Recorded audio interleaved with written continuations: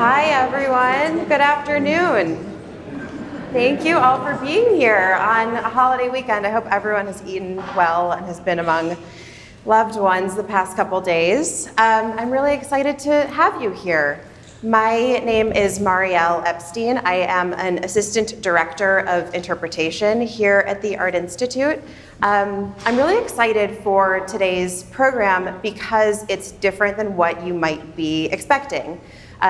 Maybe you read our online description of what today's program is, and despite the format where I am standing here on a stage and you are seated, this is not a lecture. It's a conversation among all of us. We have these two really special works by Caravaggio on loan to the Art Institute right now. And there's something I think that draws a lot of people to this work. We held a similar program in the galleries a couple months ago, and we had so many people that we are now doing a repeat of it in a lecture hall to accommodate more people who want to participate in this conversation. So I will be up here, but we will have staff members walking around with microphones. This entire hour that we spend together will be participatory, it will be conversational, and the shape of this conversation is led by you all. So you can see we'll have two standing mics in the aisles here, and then also staff members walking around with handheld mics. I want to hear from you, we all want to hear from you.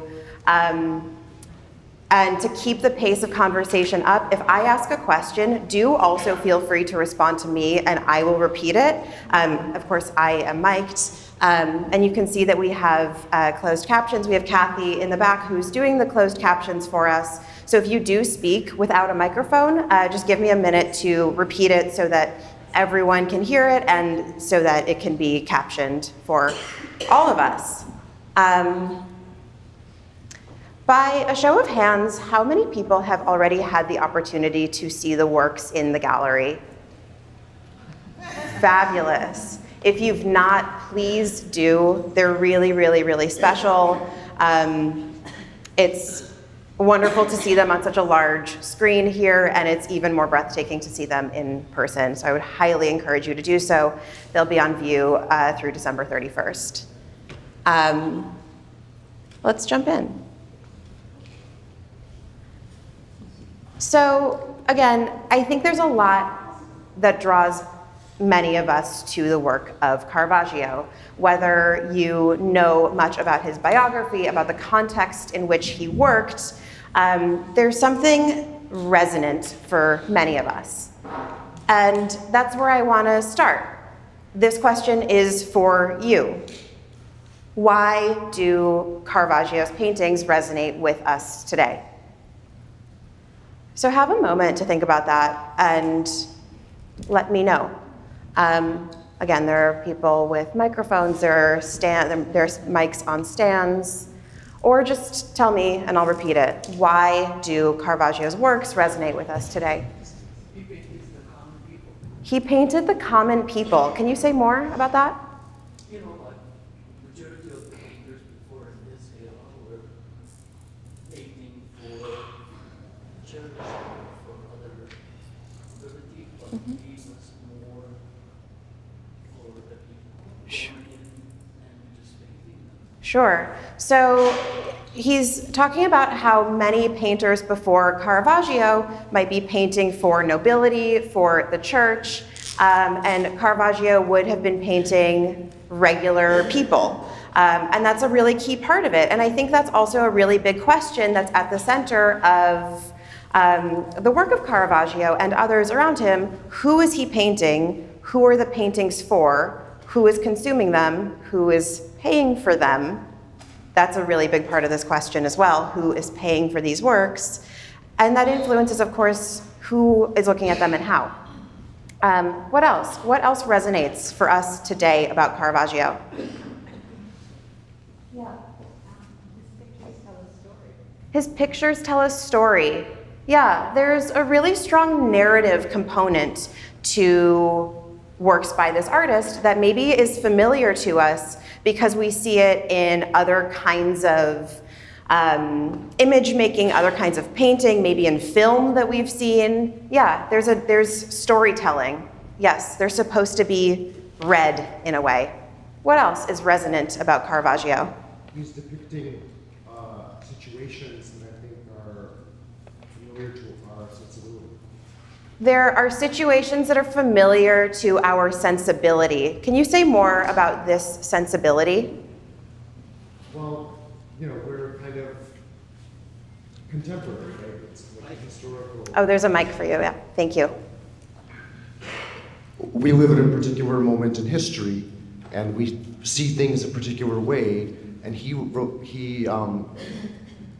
a long time ago, and so it's interesting that, you know, he's showing us something that I think we can understand in the same way that maybe he understood it, and is sort of, you know, I guess that's it.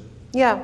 So even though he was working maybe 400-ish years ago, there's something that we see today that feels kind of familiar about it. Even though we'll see in a lot of these works, these people are wearing obviously clothing that is not what we wear today. And maybe there are details of the stories in these paintings that are a little bit obscure or unfamiliar to us, but maybe there's something about how the story is told that appeals to something that we just understand implicitly today. Other thoughts? What else is resonant? Yeah. He had an ability to draw people into the painting through the devices he used, such as extreme foreshortening, that drew you into the angles, that drew you into the action. He stilled the action in a moment where you were like on the edge of your seat. Yeah. What's going to happen next? Yeah, thank you. I'm gonna repeat that so others can hear. He used visual devices to draw you into the story. As we'll explore in a little further detail when I advance the slides, there's ways that he shaped the bodies, the subjects, the people, their clothing that draws you in as the viewer, brings you up close into the action. Any more thoughts? I have the mic, I'm on the side. So I saw a few works by him, and he focuses on, I think, personal suffering. Like, it's very, very personal, and it's very, very dark. And he has different themes in his works, but to me, it's always like a personal trauma standing out. I don't know, it's just so weird. But that's why I like him a lot. Sure. So maybe in telling the stories that he's sharing with us, there's something really personal for him too. Maybe he's addressing a subject that is biblical, but he infuses that story with something very personal to him. And maybe there's something really human in that, in perhaps his ability to look at things that are dark, that are gritty, that are not so easy to contend with, and he gives us a way in and to relate to them.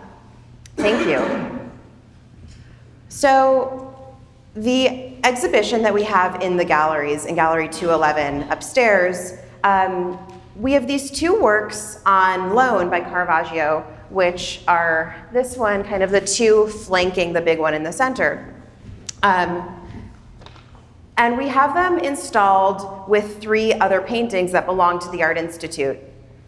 And part of the reason for doing that is to kind of get towards the story about Caravaggio, but not just the man himself.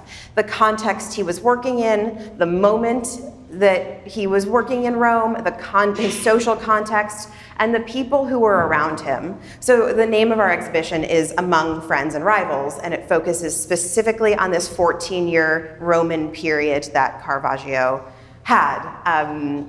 He was a really interesting character. He had this kind of mercurial temper. He behaved badly. A lot of what we know about Caravaggio, there are details about his life that are very well documented. A lot of this we know from court records because he was getting in trouble all the time.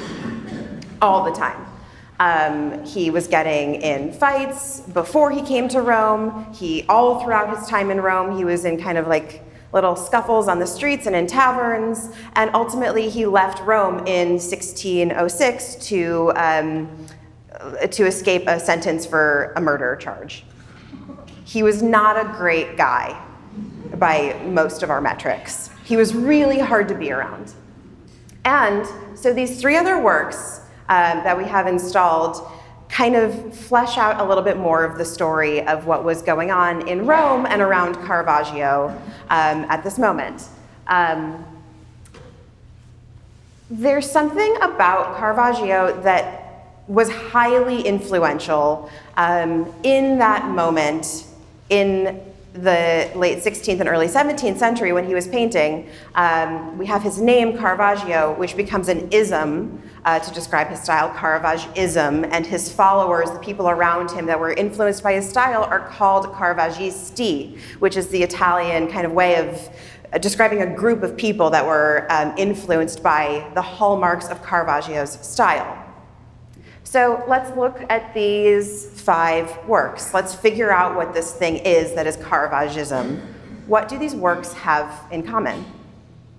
It's the chiaroscuro that he was major and influenced most painter. Sure. So there's a big vocab word that he just shared, which is chiaroscuro, which means light dark.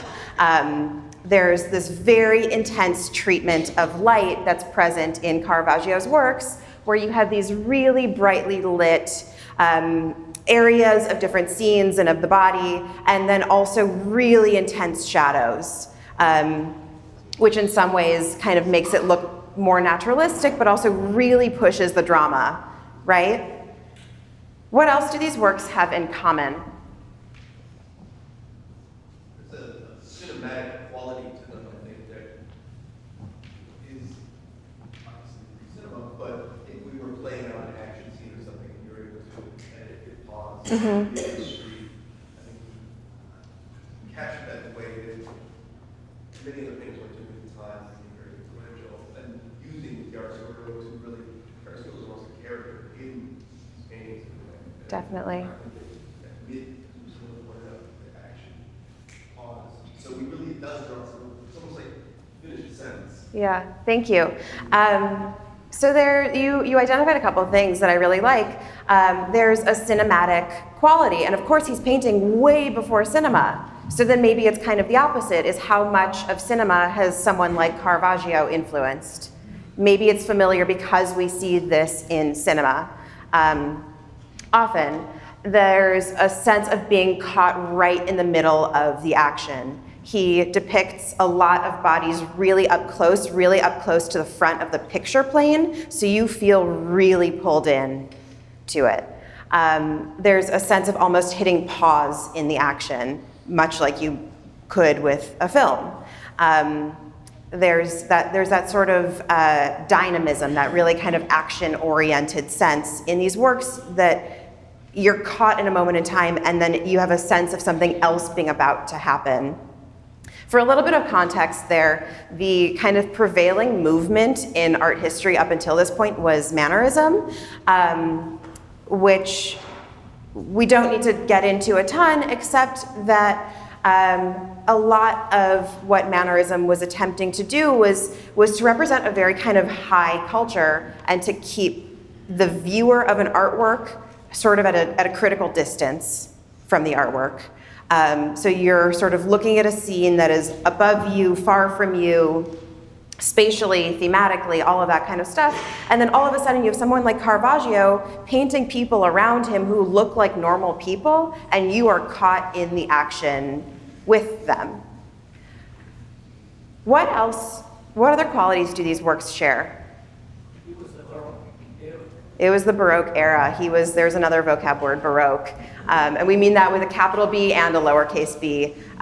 Baroque meaning sort of a time period, a style, and this Baroque quality, this sort of over-the-topness, for sure. What else? Yeah? One thing I found is film, like the stop action and the lights. I find my eye really drawn to the hands. Pictures that they're, you just watch the next thing and the hands are Okay, so we're looking at the hands in a lot of these pictures. You're looking at what the hands are about to do, kind of as a really critical storytelling device. And we'll get into that in a moment. Thank you for pointing that out, because the hands are really, really, really important. Sure. Yes, I see an intimacy between all of the characters that he's painting. There's a closeness, they're being involved with each other. And in a way, I kind of see that as what's going on today in our society, because I think with all of the destruction, we are still coming together. I think that's what I'm picking up is what he's showing in his paintings. So, thank you. That's two really great points. You get a sense of closeness in these compositions, a sense of compression almost spatially. They're close to the front of the picture plane, and their bodies are close to each other. You get a sense of almost being crowded within a scene. Can I make a point? Sure. Because of his, I didn't know if you saw me over here, because of his rogue nature, and that he went through a lot of conflicts, there's a lot of the angular, asymmetrical conflicts in his paintings are similar. What do you think about that? I love that idea. Thank you. So maybe there's an angularity, maybe there's a tension within these works that we can kind of maybe draw some conclusions about how much of his personality or his day-to-day life was influencing how he was expressing this quality within compositions. And I think, I can't tell you what Caravaggio was thinking when he did these works. He himself said very little about painting. But there's a lot that we know about the culture that he was existing in, which sort of was this underground tavern culture where there was a lot of brawling, a lot of fighting, a lot of tension. And so the other artists who were influenced by Caravaggio were also in this scene. They were also hanging out together. They were very much part of the same social circle where there was fighting and drinking and gambling and all of the stuff that makes life fun. Absolutely. Is there anything else? Pardon? The color palette, definitely. So we have this dark light. We have a lot of grays and browns and blacks, and then sort of these almost like translucent whites and these translucent flesh tones.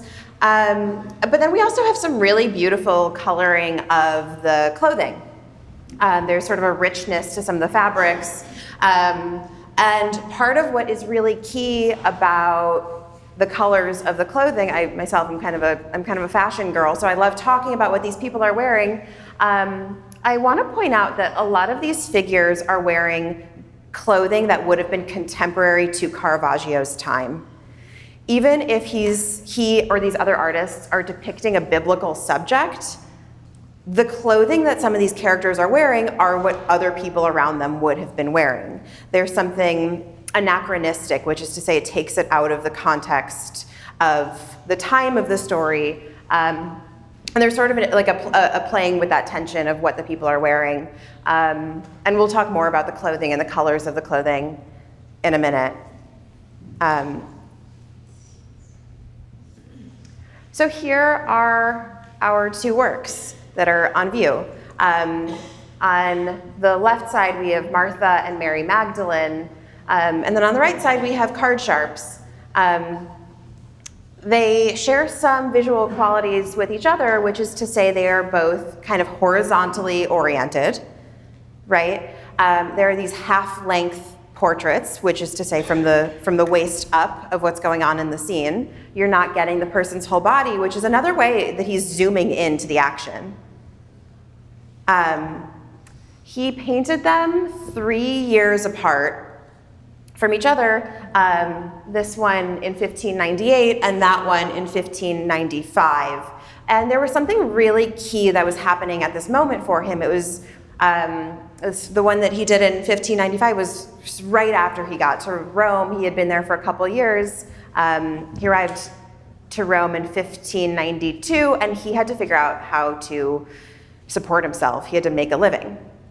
And these two works, even though the subject matter is really different, they tell us a lot about the culture of what was happening at this time and what an artist had to do to survive in that moment in Rome. I want to start with Martha and Mary Magdalene, and a little bit about how today's conversation is going to go is because it's going to unfold naturally with us together. I'm going to be just kind of flipping through slides. So give me one moment to find the one that I want. Here we go. Let's have a look at these two. There's such a strong narrative quality to these works. The figure who's facing us at center, how would you describe her facial expression?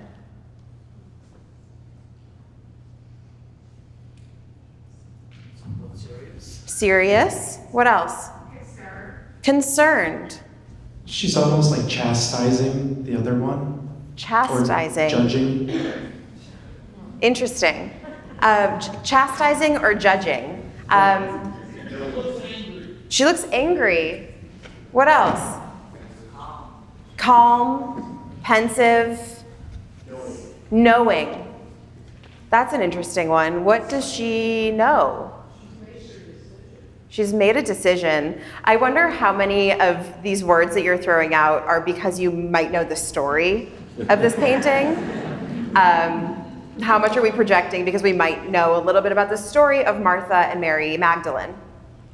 Probably a lot for certain people. There are a lot of different interpretations of this story and a lot of the ways that the different characters are cast in the story of Martha and Mary Magdalene have been sort of rehashed and reinterpreted many, many, many times.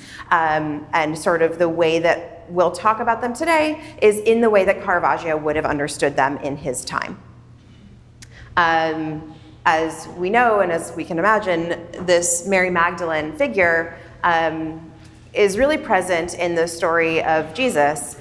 And there's a lot of discussion about who she was, and it's not the actual story of the Bible or the ways the story is told is not super central to our conversation today, except that she's a figure who kind of, in the story, she had lived this life of sin, of vanity. She was not a believer.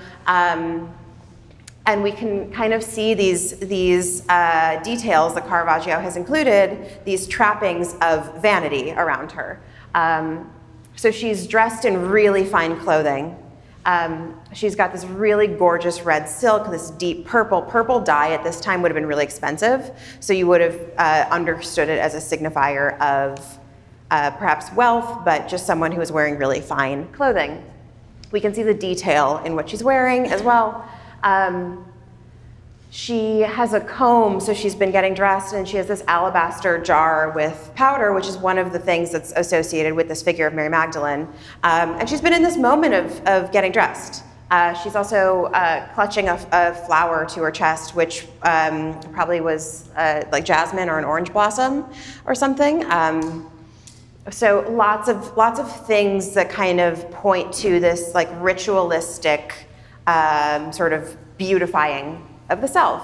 And this was part of the story of Mary Magdalene that Caravaggio would have understood at the time, but also he was responding to other painters who were doing works that were about this sort of iconography of a woman getting dressed. So it wasn't just Mary Magdalene, it was sort of a much larger convention of a woman at the vanity, a woman kind of in this state of getting dressed, and there was this strong sort of moralizing quality to that. Vanitas, vanity, is a word that we would associate with it. I want to come back to the hands. I really loved that comment about the hands. There's a lot to think about there. The other person who's with her, Martha, likely her sister in the story, what are Martha's hands indicating about our story here? A low station, why? Her hands are kind of dirty. Yeah, she also is wearing clothing that is much more humble than that of her sister. She's sort of in more muted tones. We're not seeing these kind of rich silks and these kind of embroidered details. Yeah, what else? What are her hands doing? Going through a list, maybe she's counting something, yeah.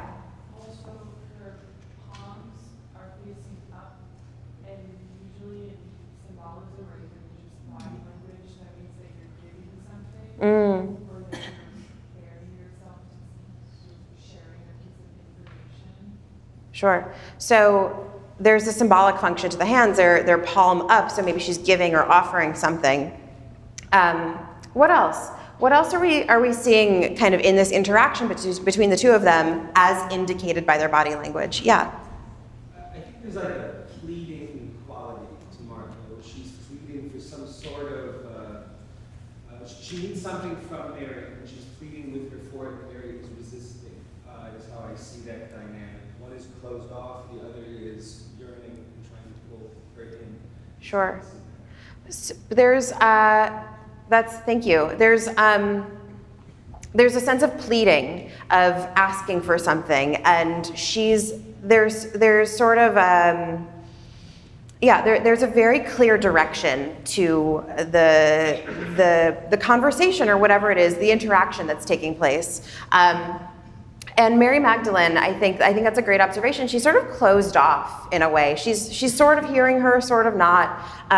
We got a lot of different words describing her facial expression. I think she's a little hard to read. There's something that's a little confusing or a little opaque about how she's responding to her sister who clearly is really kind of deep into this gesture in her body. She's psychologically engaged. She's psychologically engaged, for sure. And so we have this kind of binary setup between the two of them, where they are expressing a sense of piety to God, to Christ, to whomever, in really different and sort of opposing ways. In the story, my understanding of the story, Jesus comes to their home. And Martha was a believer, and she was really ready to receive Jesus. So she's doing all these, she's offering a lot of hospitality, she's preparing food, she's preparing the home. This is how she is wanting to serve. And that is an expression of her faith, is offering hospitality in very tangible ways. And Mary Magdalene, there's a couple things that are happening for her in this moment of the story. One is that she had been getting dressed. But then we also have that thing that chiaroscuro, that Caravaggio uses, that light dark. So he's using the light here as a very intentional storytelling device. You can see her face and her chest and her hands are brightly illuminated in the story, in the scene. She, in this moment, has been kind of struck by the light of God, if you will. And this is her moment of conversion, where she kind of turns away from her life of sin and towards God, towards Christ. And this is her moment of knowing. And so Martha, who is saying, we have to prepare the house, we have to prepare the food, please help me. Mary Magdalene is engaged in this sort of contemplative sort of honoring of God and Christ. And we don't see the Christ figure in the scene, but sort of his response to Martha is, no, she's actually not wrong either. This contemplative expression of faith is also correct.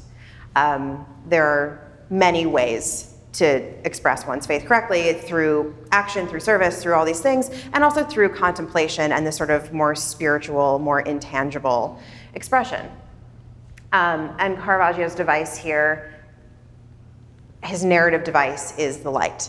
So we see it coming from the left in this sort of, yeah.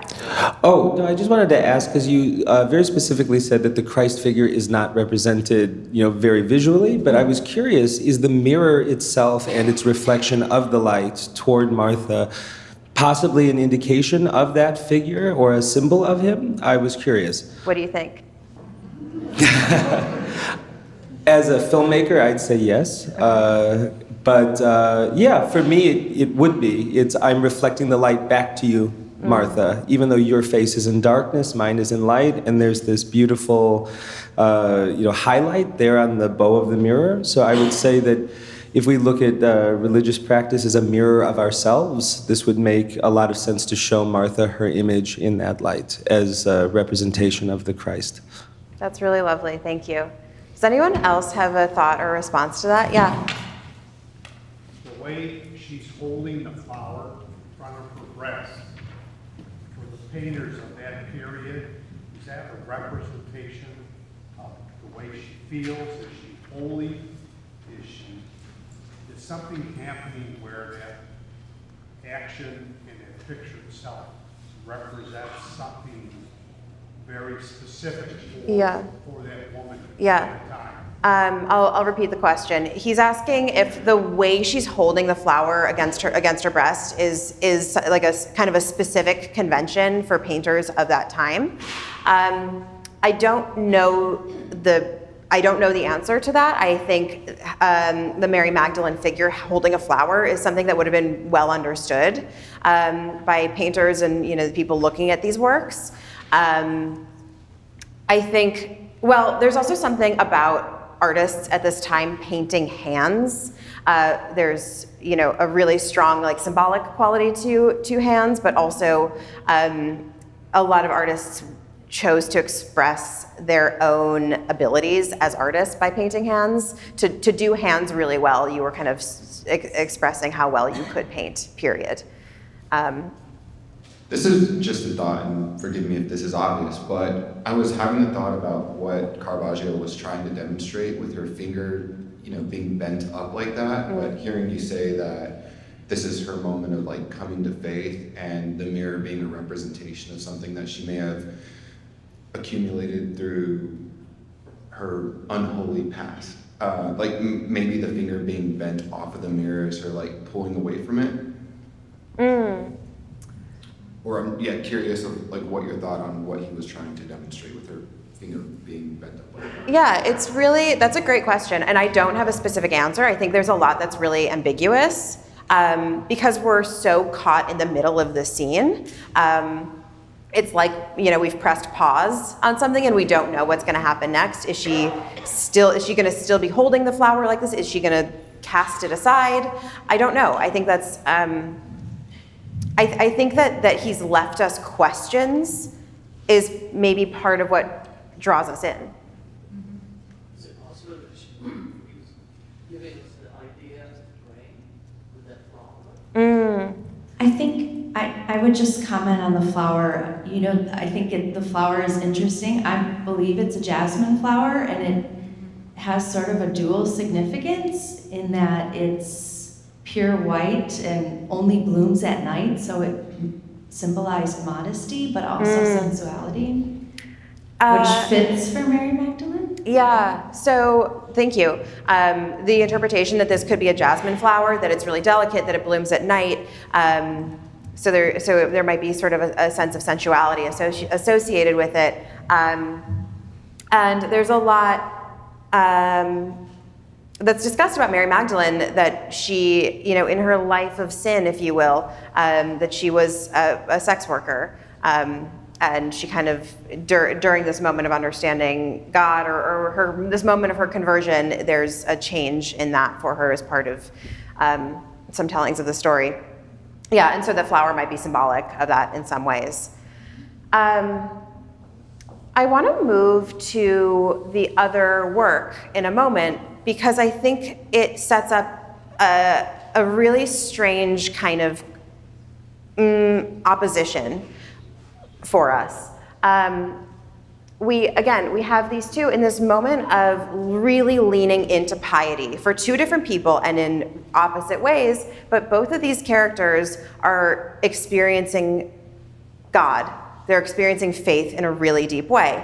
And here we are in Rome in 1598, and this was right after the Counter-Reformation. So Catholicism had kind of recently redoubled, had really reasserted itself. Protestantism had emerged earlier in the century, and then the Catholic Church was a little bit rattled by it because there was sort of a new expression of Christian faith that was really appealing to a lot of people.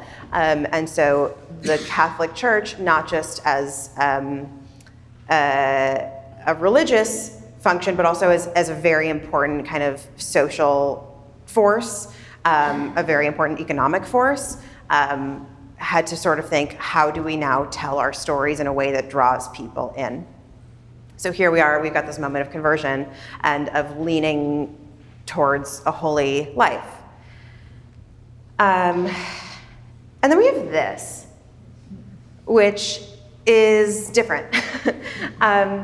This is the card sharps, and this work did a lot for Caravaggio at a really key moment in his career. And we'll talk about that. We'll talk about what it is that this work achieved for him. But let's go back to our storytelling. What's our narrative here?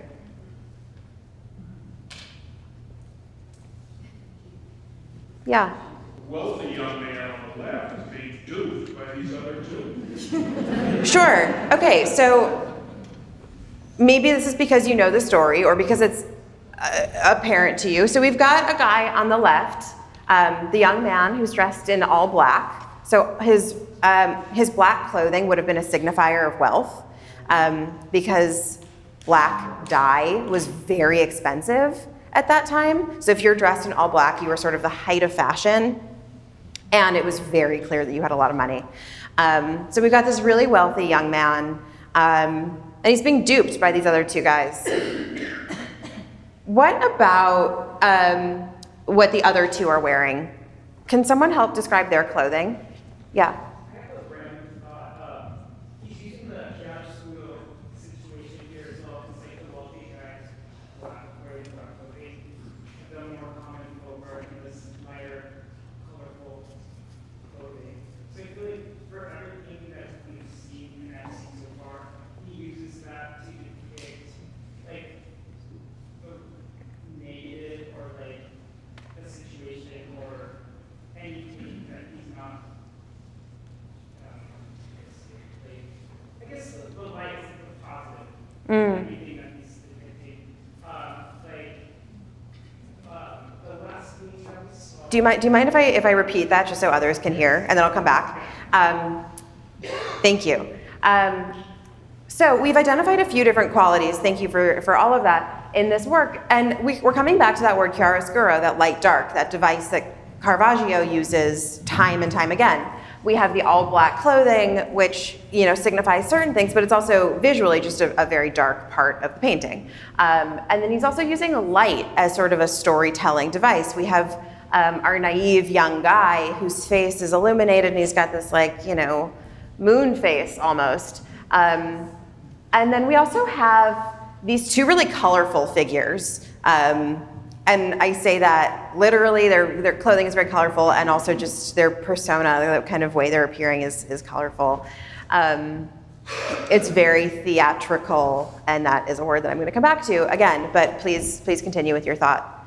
Yeah, just kind of being not finished anymore. But yeah, the last meaning, like when you showed the five, we just on the last one, the guy that was like on falling, that was the dark, and then the angels were the light. So I really, I don't want to say obvious the way he uses the light and the dark, but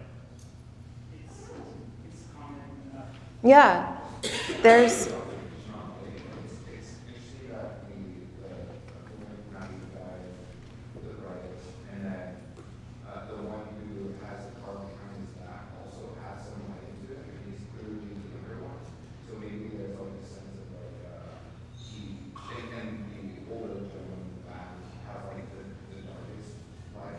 Sure. Maybe the story is saying that he is forcing this younger innocent boy to strip people, and that's why he's so easy to younger and losing his innocence.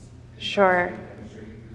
Yeah, so then you're drawing a connection, thank you both. You're drawing a connection between light and morality. And there's a tension between those two qualities throughout Caravaggio's work. And so I won't make a generalization that in every single Caravaggio painting, light equals good and dark equals bad. It's far more nuanced than that. And I think there's a lot here that sort of, again, implicates us in the action. And there's sort of a process here of what is going on. There's the young guy who's being duped. And I'm going to use my fun thing. we have some actions here that are really key for us. And again, coming back to the hands, thank you for that observation earlier, because I'll keep relying on it. There's 3 hands that are pretty critical here. We have this one, which is partially lit, just enough so we can see what's happening. And even though he has his hands behind his back, this guy can't see his hands, but we can. We have him who's holding the cards that are on the table and visible to the guy who's playing cards. And then we also have him, this kind of shady, shadowy, older figure in the back. He's really a strange one. This guy has a pretty interesting facial expression to me. And I'll come back to the story here of what's going on with their hands in a second. Yeah. You asked about their clothing. Yes. Court jesters is what comes to mind with the feathers and the stripes. Yeah, court jesters, they look ridiculous, these guys. They're not in fashionable clothing on purpose. They have these stripes, they have these really kind of gaudy, ostentatious clothing that's mismatched. I promise you no one in 1595 was seeing this and saying these guys look really great. They're seeing this and saying like they look ridiculous, and we have a feather coming out of his hat and this like giant plume. They're kind of a mess, they're kind of disheveled, the prints don't match, the whole thing. Caravaggio knew this, and he's doing this intentionally for a couple of reasons. One is that in the bars and the taverns that he hung out in, there were all these kind of rogue guys that were card sharps. They would play these gambling games, they would rip people off, and there were these sort of larger than life personalities where they would just kind of linger in these taverns. Another thing that was really big at this time was theater. What lends this theatrical quality to these works is because theater was so ingrained in people's culture at this time. Theater was performed for the wealthy, of course, but there was this kind of popular theater called the Commedia dell'arte that was very silly. There was a lot of costuming, a lot of masks. It was very playful. And there were sort of these roaming bands of troops of actors who would kind of go from place to place and perform, but they were also hanging out in the taverns. And the people who you would see in these bars and these taverns were all just kind of together. And Caravaggio being embedded in that scene, he was seeing all of this. And sometimes those are the exact same people who would then pose as models for him. I have a comment about the feathers. For the two tricksters, it's almost like mercurial, like Hermes' feathered sandals. And Hermes is also like the patron of thieves as well. So that's a cool connection. So thank you. I wasn't aware of that. So Hermes, the Greek god, had the kind of like the winged or the feathered sandals. And he was like kind of the god of thieves. Is that it? Yeah. Yeah, so maybe there's like a sort of a deeper connection there in the iconography that Caravaggio was referring to. That's entirely possible. He did that a lot in other compositions. Also Robin Hood as well. Robin Hood, yeah. Yes? Yes, so something that's pertinent to know is that these two men at the right are actually wearing fine clothes, but that were fashionable 10 to 20 years before that period. So it seems like they want to appear like, you know, fancy and like of a certain class, but they got like, you know, secondhand clothes from a generation before. Yeah. And I think that's very interesting. Yeah, thank you for that. So these clothes would have been worn by people, but not at the same moment, probably as this guy wearing all black. And they're playing dress up a little bit, if you will, to appear a certain way in public. Are they ill-fitting and ripped? How is the sleeve? Yeah. So the question is, oops, sorry everyone. There we go. Is this ripped? Is it, you know, what's happening here? I don't know necessarily that it's ripped. It's possible that it was just kind of disheveled. It's not. Yeah.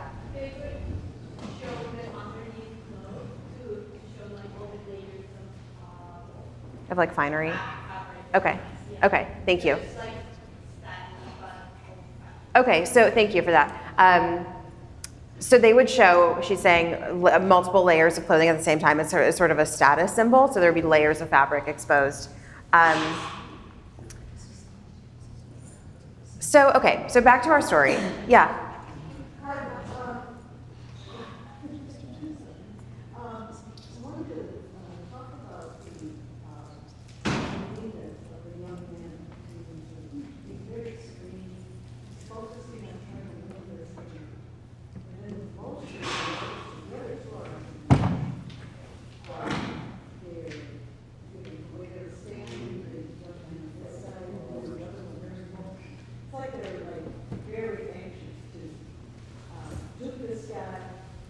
Yeah. So again, there's like this really intense kind of emotionality in this moment. You know, the young guy dressed in black it seems really calm. He's playing his card game. Maybe he thinks like he, you know, can play with the big dogs in the taverns. And then the other two guys, there's a sense of anxiety because they know they need to kind of pull off this gambit that they're running. Yeah. There are several comments here that I will come back to because I'm mindful of time.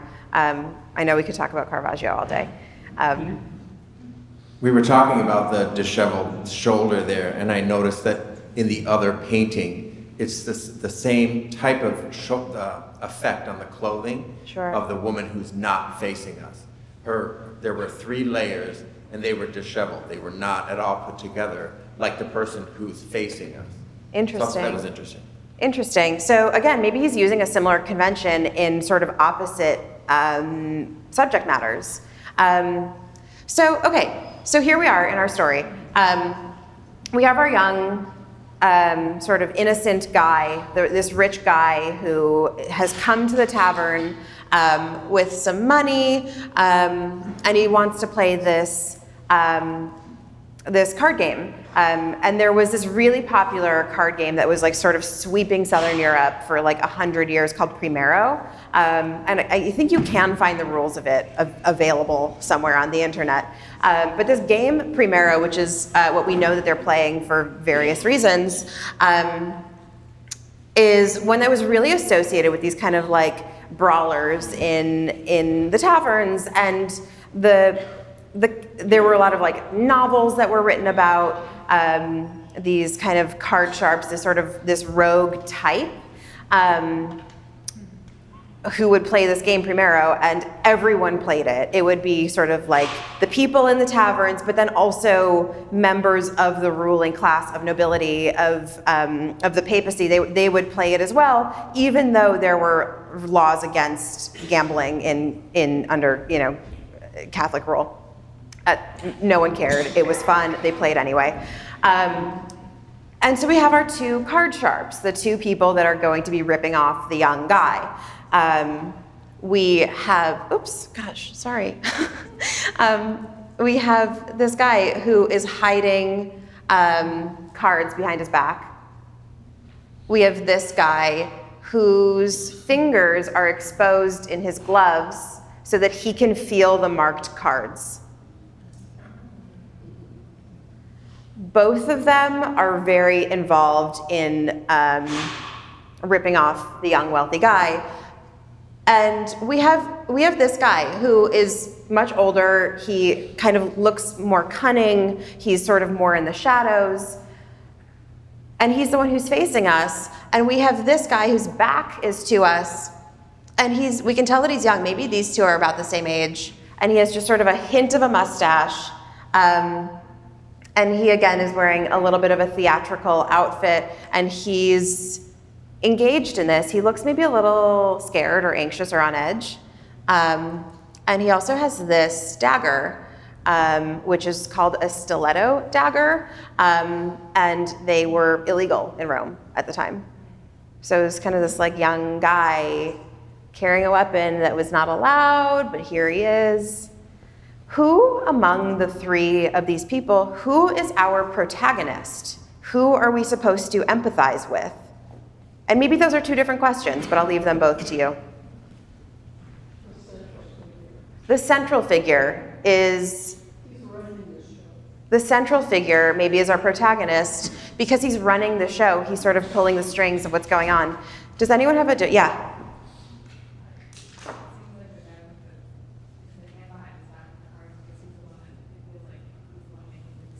Mm.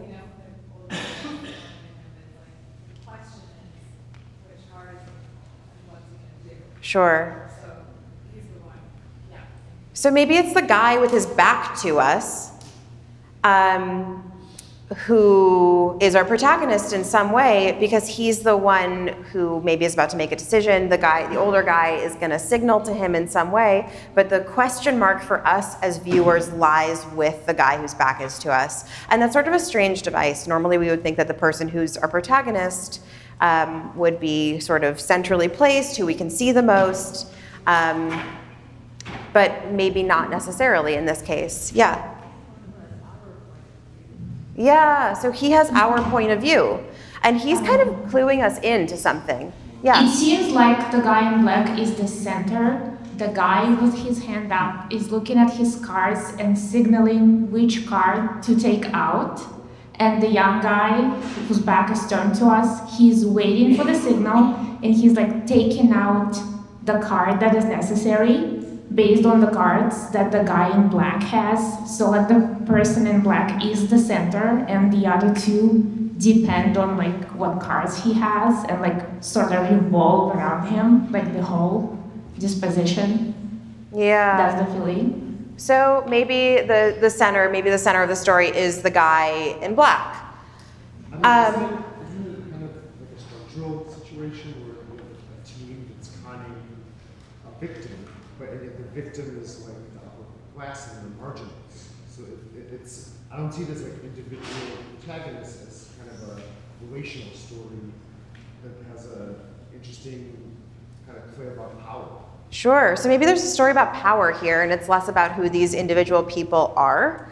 And it's maybe a story of this kind of clash of social classes. We have the guy who we know is getting ripped off, and maybe we feel kind of bad for him because he's a little, you're shaking your head, you don't feel bad for him at all. But there's this naive guy who comes to the bar as this wealthy guy who wants to play the game, he's got cash to put down. And then the two guys who are ripping him off, who are maybe doing something we would say is bad, they represent a really large cross-section of the population, the people who Caravaggio knew, the people who he might have identified with. And at the very beginning, when we talked about how he painted the people, maybe there's something there. There's perhaps a sense of understanding why you might rip off a wealthy guy in a bar. There perhaps is an understanding of that sense of desperation, of doing whatever you need to do to get cash. And it kind of puts us in a strange position of who do we identify with here? And maybe, again, it's not a singular person, but there's a lot of ways into this story for us, and I think we can identify differently with each of them at different moments. Marielle, just as a time check, we have about 5 minutes left. Thanks, Miguel.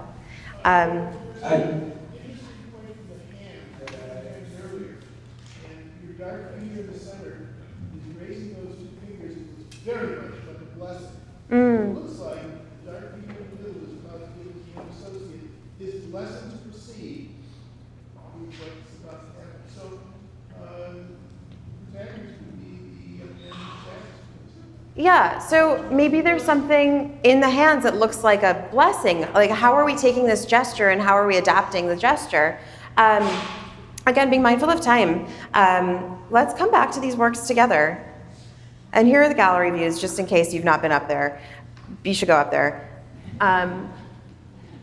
Actually, my point that I was about to make plays on that idea of the blessing, and this might be a bit of a stretch, but if we look at these two images side by side, they are exact mirror images of the composition of each other. If you think of the wealthy boy in black as representing the mirror on the other side, you have a white and black piece as she holds her hand here. You have the central figure crossing his arm over his chest and the other with their back to the audience kind of pleading toward.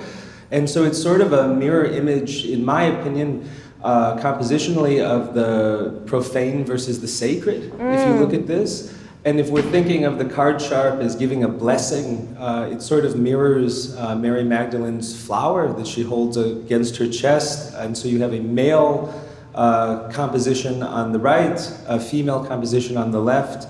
One is holy, one is profane, and they are almost a perfect mirror image of one another. Thank you. Is that it? Are we done? We are almost done. Thank you for saying that. I wonder if you've read some of my favorite writing about Caravaggio. There was a letter written by a cardinal in 1603 about Caravaggio saying that he lived a life between the sacred and the profane. And he did. You know, these were these kind of religious scenes that he was painting, that he was commissioned to paint.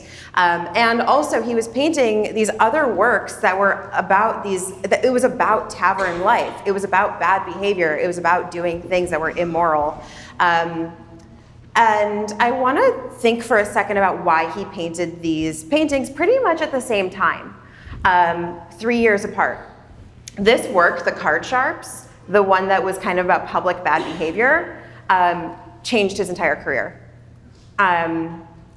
It was one of 2 works that he painted sort of soon after getting to Rome. He developed a relationship with someone who owned a gallery, who was willing to show his works, and the thing that you had to do to survive as a painter was to get the attention of someone who had money, who would be a patron of your work. And this painting, the card sharps, did that. It was one of 2 paintings he did pretty much the same year. These 2, card sharps and fortune teller, 1594 and 1595, who both got the attention of the Cardinal Francesco del Monte, who saw them, bought them, loved them, and he was like, I'm gonna support this guy. Both of these paintings are of public bad behavior and of doing something immoral, of doing something bad, and this is what got the attention of the guy who was really close to the papacy, who was really close to kind of all of the wealthy nobility in Rome at that time, and this is what jump-started his career in Rome. We're coming up on time, so I want to just do a little bit more storytelling here. So here, oh gosh, sorry everyone. There's 2 buttons that are really close to each other. We know our story here. We know that this is a picture of deceit, of sleight of hand. We know kind of who these figures are. And the other one that Cardinal Del Monte bought right around the same time is this one, the fortune teller. So again, we have this young, wealthy guy who is having his palm read by a woman, a Romani woman who was a fortune teller, and she also would have been kind of embedded in this tavern scene in Rome. And as she's reading his palm, he's kind of gazing into her eyes. They're very engaged in this moment. She is slipping the ring off his finger. And the cardinal loved it. He thought it was really funny and great. And the guy who's supposed to be this wealthy patron of the arts, who's super well acquainted with music, with theater, with painting, with sculpture, and is sort of a stand-in for this sort of like Catholic culture that was prevailing in Rome, this is the work that he's buying. He loved it. He thought it was silly. He thought it was playful. He thought it was a really nice representation of this sort of foreign culture to him, because he didn't go to these taverns. He wasn't hanging out there. He just sort of knew about and enjoyed this culture of revelry. And he loved that sleight of hand. And the question that I want to leave you with today is one that was posed by someone who was writing about Caravaggio in the early 1600s. And he was talking about the fortune teller, but I think it applies to both of these works. He was talking about how this is a scene of cheating, of duplicity. And he said, who in the scene is the bigger cheat? Is it the woman? Is it the fortune teller? Is it the card sharps? Or is it you, the man who painted them?